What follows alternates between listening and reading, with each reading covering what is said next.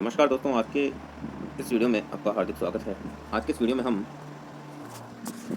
हिंदी साहित्य के इतिहास में जो प्रमुख संत कवि हुए हैं उनका अध्ययन करेंगे। संत कवि और संत कवियों में सबसे पहले हम देखेंगे रामानंद के बारे में।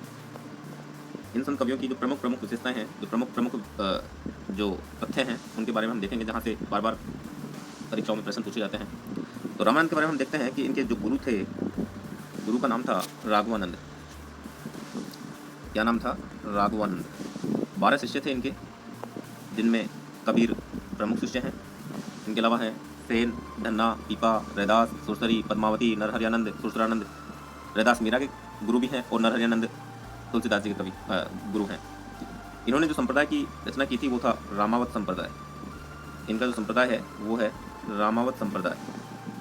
इनकी जो प्रसिद्ध रचना, जहाँ से प्रश्न बार बार पूछा जाता है, वो है आरती कीजिए हनुमान लला की। आरती कीजिए हनुमान लला की जो रचना है वो रामानंद जी के द्वारा लिखी गई है।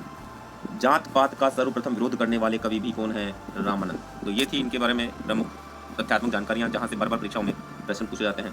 अगला संत कवि हम लेते हैं कबीर, जो कि रामानंद का ही शिष्य था। तो इनके गुरु का नाम रामानंद हो गया। रामानंद मुसलमानों के अनुसार इनके गुरु सूफी का फकीर शेख तकी, मुसलमान के अनुसार इनके जो गुरु थे वो सूफी फकीर शेख तकी माने जाते हैं। और सिकंदर लोदी के गुरु भी ये रहे हैं। जो शेख तकी हैं वो सिकंदर लोदी के गुरु भी थे, और सिकंदर लोदी कवि के समकालीन हैं। इनकी जो रचना है वो है बीजक, जो कि 3 पार्ट में है, साखी, सबद और रामायणी। तो ये प्रमुख जानकारियाँ थी इनकी। इनका जो जन्म है वो काशी में हुआ था और मृत्यु मगहर में हुई थी, जहाँ के बारे में एक अंधविश्वास प्रचलित था कि काशी में मरने वालों को स्वर्ग की प्राप्ति होती है तथा मगहर में मरने वालों को नरक की प्राप्ति होती है।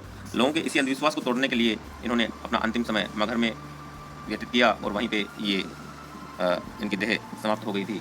अगला संत कवि है वो लेते हैं रविदास या रैदास। रविदास को ही हम रैदास के नाम से भी जानते हैं, जो कि मीरा के गुरु माने जाते हैं। स्वयं के काव्य में अपने गुरु रामानंद का उल्लेख नहीं किया है। इनके जो गुरु हैं वो रामानंद हैं, जो हमने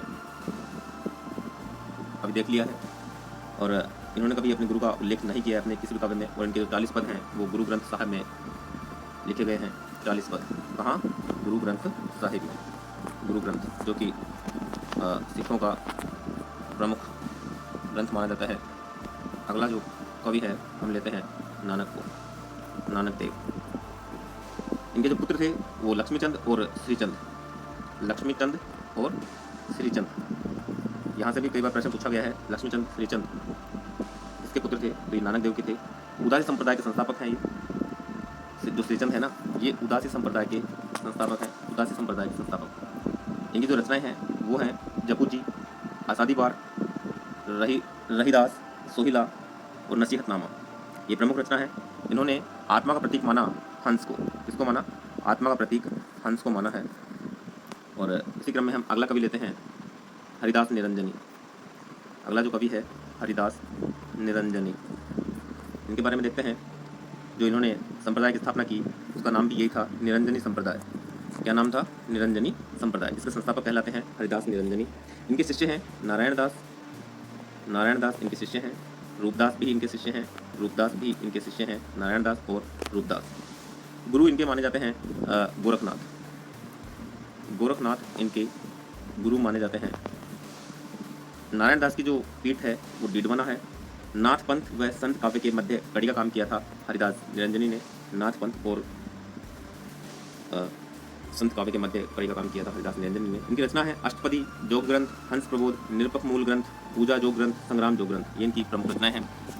और अगला कवि हम लेते हैं छठा कवि दादू दयाल। दादू दयाल। दादू दयाल के गुरु का नाम था वृद्ध भगवान। वृद्ध भगवान इनके गुरु का नाम था। पुत्र थे इनके गरीबदास, मिस्कीनाथ। पुत्र कौन थे? गरीबदास और मिस्कीनाथ। गरीबदास दादू पंथ का उत्तराधिकारी बना था। जो दादू दयाल है वो दादू पंथ के प्रवर्तक माने जाते हैं। इसका उत्तराधिकारी यही बना था। परम ब्रह्म संप्रदाय की स्थापना दादू ने की थी। परम ब्रह्म संप्रदाय